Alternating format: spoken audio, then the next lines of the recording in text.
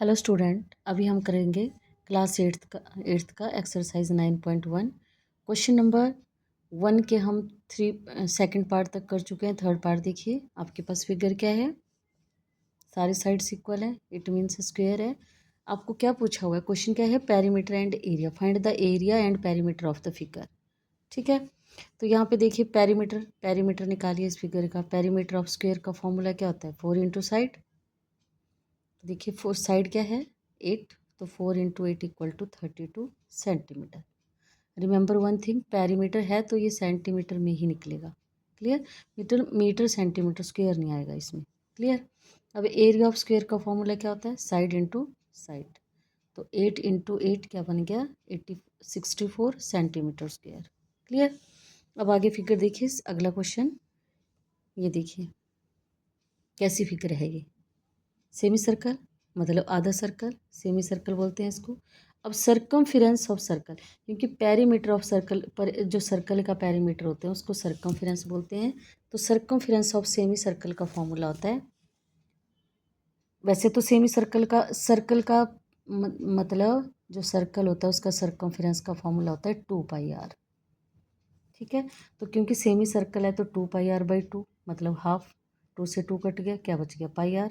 तो एक्चुअली में जो सेमी सर्कल होता है, ये इसका जो सर्कमफ्रेंस का फॉर्मूला होता है वो होता है πr+d, क्योंकि ये तो हो गया सेमी सर्कल, πr+d प्लस इसको भी ऐड करते हैं। क्लियर, तो क्या बन गया πr+d, पाई और r की वैल्यू कितनी है 14।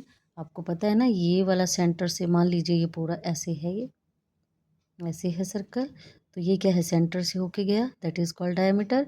डायमीटर का हाफ ये क्या होता है रेडियस, तो ये 14 है, ये भी कितना है 14।